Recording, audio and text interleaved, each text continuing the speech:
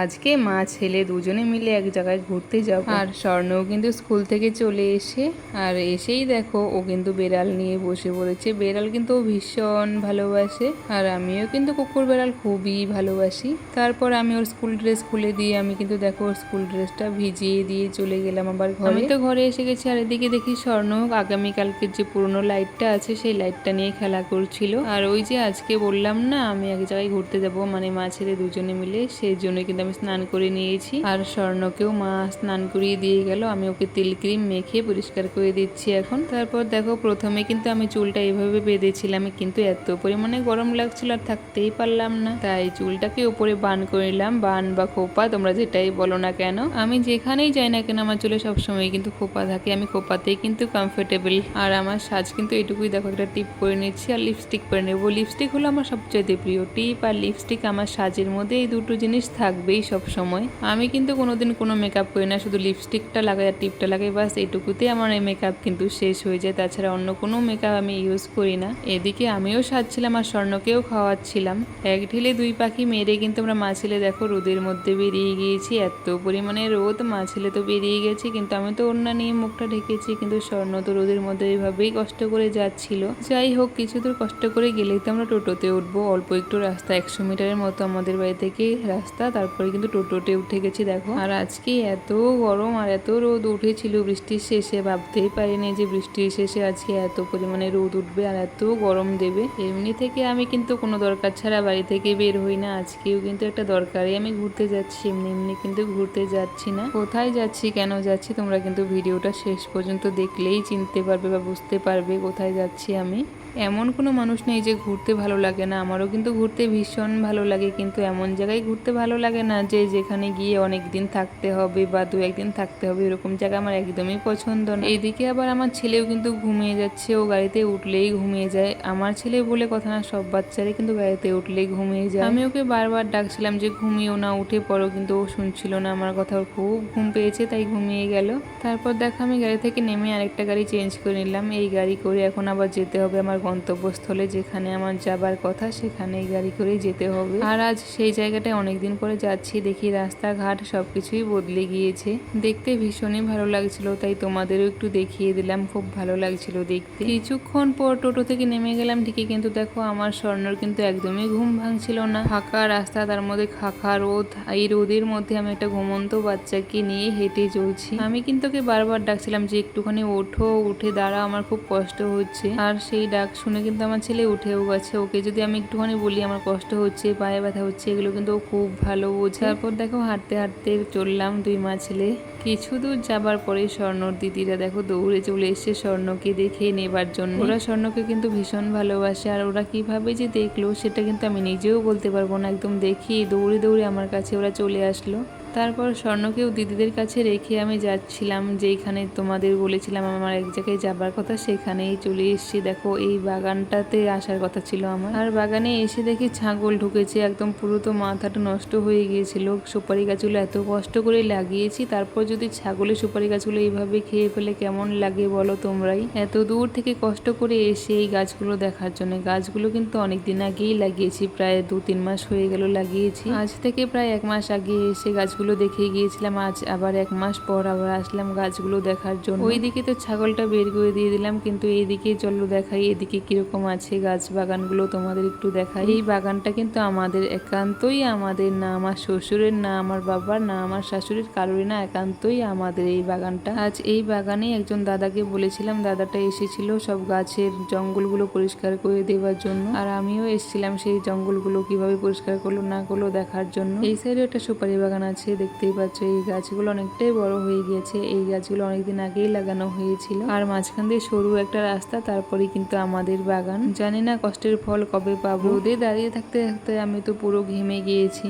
এটাই ভাবছি, আমি 2 মিনিট দাঁড়িয়ে থাকতে পারছি না। যে দাদাটা কাজ করছে সেই দাদাটা কি করে এতক্ষণ সময় থাকতে পারে। সবকিছুই কিন্তু অভ্যেসের দ্বারাই সবকিছু হয়। যেরকম কোনো মানুষেরও একজন মানুষের সাথে কথা বলতে বলতে একটা অভ্যেস হয়ে যায়, তারপর সে যদি কথা বলা বাদ দেয় তার কিন্তু অনেকটা কষ্ট হয়, সেরকমই এই দাদাদেরও অভ্যেস হয়ে গেছে। যাই হোক, খুব ভালো এই দাদারা, এরা খুব মহান। এরা যদি না থাকতো আমাদের দেশের মানুষের কিন্তু অবস্থা খুবই খারাপ হতো। আজকে যদি আমাদের ওই পরিস্থিতিটা আসে, আমরাও কিন্তু এরকম কাজ করতে বাধ্য হব। কাজ কিন্তু কোনোটাই ছোট নয় আমার কাছে, সব কাজই কিন্তু সমান। সে যেই কাজই করো না কেন, সব কাজ কিন্তু একই সমান আমার মনে হয়। কিছু কিছু শহরে বাবু আছে না, মানে গ্রামের এই সমস্ত মানে চাষি লোকেদের না পছন্দ করে না। আমাদের তো কোনো জায়গায় গেলে কিছু কিছু লোক সম্মানও দেয় না, কারণ আমরা হলাম গ্রামের মানুষ, আমরা নাকি অশিক্ষিত, আনস্মার্ট। কিছু কিছু লোক আমাকেও বলেছে, আমি জানি না আমি কি করলে স্মার্ট হবো, সে আমাকে বলেছে আমি নাকি খুবই আনস্মার্ট। আচ্ছা তোমরাই বলো, কলকাতার মানুষ কি সবাই স্মার্ট? সবাই তো স্মার্ট হয় না। আর গ্রামের লোকও আমার মতো সবাই কিন্তু ক্যাবলা হয় না, কিছু কিছু লোক আছে অনেক স্মার্ট, তোমরা দেখলেই বুঝতেই পারবে। হ্যাঁ, আমি আনস্মার্ট গেয়েও খেতি, কারণ আমার মা বাবার টাকা নেই, যার কারণে আমি আনস্মার্ট গেয়েও খেতি। আমার টাকা নেই, এখন আমি যদি ভীষণ সাজুগুজু করে থাকি, এখন আমার গ্রামের লোকে কি বলবে? তোমার কাছে হয়তো ভালো হতে পারবো, কিন্তু আমার গ্রামের লোক কি বলবে? আমি সবারটাই চিন্তা করি যাতে আমার বাবা মায়ের মান সম্মান নষ্ট না হয়। আমার কাছে নিজের সাজুগুজুর থেকে মান সম্মানটাই কিন্তু বড়। টাকা থাকলেই যে সবকিছু কিনতে পাওয়া যায় তা কিন্তু না। টাকা থাকলে হ্যাঁ সবকিছু কিনতে পাওয়া যায়, বলো তো কিভাবে? সে তোমার সামনে বলবে হ্যাঁ তুমি খুব ভালো, এটা ওটা অনেক কিছু শোনাবে, কিন্তু তোমার আড়ালে ঠিক তোমারই বদনাম করবে। তাই আমি যেরকম সেরকমই পছন্দ করি, আমি বেশি স্টাইলিশ স্মার্ট হতে যাব না, আমি এরকমই থাকবো, এতে তোমার ভালো লাগুক চাই না লাগুক। তারপর দেখো আমার লেবুর গাছ থেকে লেবু নিতে এসেছি, অনেক লেবু হয়েছিল, এখন লেবু অনেকটা কমে গিয়েছে, অনেকে নিয়ে নিয়েছে, তবু অনেক লেবু আছে। লেবুগুলো তোলা যাচ্ছিল না কাটার জন্য ঠিকই, কিন্তু তবু আমি অনেকগুলো তুলে নিয়েছিলাম। আর রোদের মধ্যে দাঁড়িয়ে লেবু তুলতে তুলতে তো আমার অবস্থা আরো বেশি খারাপ হয়ে গেছিল, এত পরিমাণে রোদ। লেবু তুলে বাড়ি আসার সময় দেখি এদিকে আমাদের একটা কাকুর বাড়িটা এত সুন্দর করেছে, পুরো দক্ষিণেশ্বর মা কালীর মন্দির বানিয়েছে। তারপর টুকটুকিকে কোলে নিয়ে একটুখানি আদর করলাম। টুকটুকি দেখতেই পাচ্ছ আমার কোলে এসে ভীষণই খুশি ছিল, খুব হাসছিল, আর ক্যামেরাটা ওর মুখের সামনে ধরলে তো আরো বেশি খুশি হয়ে যাচ্ছিল। আর এদিকে স্বর্ণকে আর টুকটুকির দাদাকে আমি কিন্তু দোকানে পাঠিয়েছি টুকটুকির জন্য কিছু খাবার আনতে। ওরা দোকানে গেছে, এর মধ্যে আমি টুকটুকির সঙ্গে একটু ভিডিও করে নিলাম। দেখতে পাচ্ছ এত খুশি ছিল না টুকটুকি, একদম বলার বাইরে। প্রথমে আমার স্বর্ণ এসে তার টুকটুকি বোনকে একটা ললিপপ দিয়ে দিল, টুকটুকি তো হাসি মুখে সেটা নিয়ে নিল। তার একটু পরে টুকটুকির দাদা এসে দেখাবার একটা কুরকুরির প্যাকেট দিল। টুকটুকি তো খাবার পেয়ে খুবই খুশি হয়ে গেছিল, আর স্বর্ণও দেখো খুব খুশি। স্বর্ণ কিন্তু বাচ্চা কাচ্চা খুব ভালোবাসে। আর তোমাদের বলেছি না, আমার স্বর্ণ যেখানেই ফুল দেখুক না কেন ওর কিন্তু ফুল লাগবে, ওর ফুল না দিলে কিন্তু একদমই চলবে না। ও তো ফুলটাকে পারার জন্য অনেক চেষ্টা করেছিল কিন্তু পাইনি, দেখো আমি পেরে দিয়েছি। ও কিন্তু খুব খুশি হয়ে গিয়েছিল। অনেক তো ঘুরলাম, এখন চলো বাড়ি যাওয়া যাক।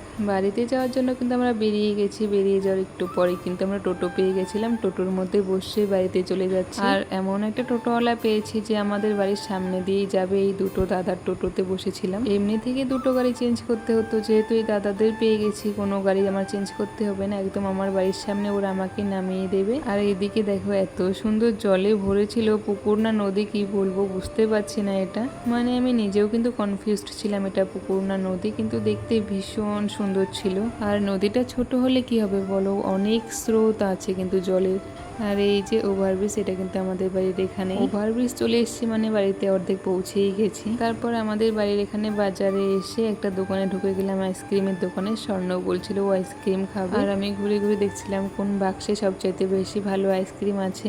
মানে সব আইসক্রিমই তো আর স্বর্ণ খায় না। তারপর আমুলের ওখানে দেখে গিয়ে আমুলের ওখানে যে আইসক্রিমগুলো ছিল ওগুলো কিন্তু স্বর্ণ খেতে পছন্দ করে না। তারপর আমি অন্য আরেক কোম্পানির 4টে আইসক্রিম নিয়ে নিলাম, আর দাদাটা এখানে বিল করছিল আইসক্রিমগুলো আমার। আর দেখতে পাচ্ছ স্বর্ণ কিন্তু চলে এসছে, আমি কিন্তু ওকে বাইরে টোটোর মধ্যে বসিয়ে রেখেছিলাম, কিন্তু ও আমার সামনে দেখি দৌড়ে চলে এসছে আইসক্রিম নেবার জন্য। ও নিজেই আমাকে দেখিয়েছিল, বলেছিল মা যাও এখান থেকে আইসক্রিম নিয়ে এসো। যাই হোক, আইসক্রিম নিয়ে আবার টোটোতে বসে গেছি। টোটোতে বসার একটু পরেই রেড সিগন্যাল পড়ে গেছে, যার কারণে কিন্তু আমরা আটকা পড়ে আছি। আর দেখো আমি আইসক্রিম তো নিয়েছি ঠিকই, কিন্তু আইসক্রিমের চামচ নিতে ভুলে গেছি, যার কারণে কিন্তু আমার স্বর্ণ আঙ্গুল দিয়েই আইসক্রিম খাচ্ছিল। এত তাড়াহুড়োর মধ্যে আইসক্রিমগুলো নিয়েছি স্বর্ণর জন্য, আমি একটুকু চামচ নেওয়ার কথা খেয়াল ছিল না। স্বর্ণকে দেখো আইসক্রিম খেয়ে মুখটা পুরো ভূত করে ফেলেছিল।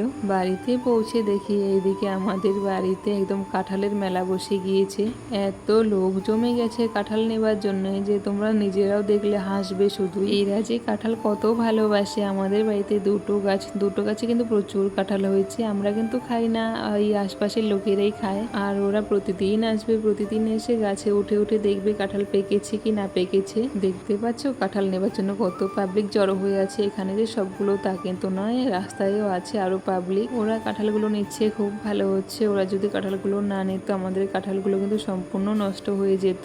তারপর ওদের দেখে রেখে আমি ঘরে এসে আইসক্রিমটা খেয়ে নিলাম, কেননা বাইরে বসে তো খাওয়া যাবে না, অনেক লোক আছে, একটা আইসক্রিম মানে কয়জনকে দেব, কেননা এখানে তো আছে ওরা অনেক লোক। 4টে আইসক্রিম নিয়েছিলাম, তার মধ্যে দিদাকে একটা দিয়েছি, স্বর্ণ 2টো খেয়েছে আর আমি অর্ধেক খেয়েছি, মাকে অর্ধেক দিয়েছিলাম। আমার স্বর্ণ তো এই একটা আইসক্রিম মাকে দিতে চাইছিল না, আমার স্বর্ণ কিন্তু সবগুলো আইসক্রিম ও নিজেই খেতে চেয়েছিল। কাঁঠাল পাড়া হয়ে গেলে দেখতে পাচ্ছ সবাই মিলে কাঁঠাল খাচ্ছিল, এত কাঁঠাল খাবার লোক জমে গেছে নাকি তোমাদের বলবো, নিজেরাই চোখে দেখে নাও।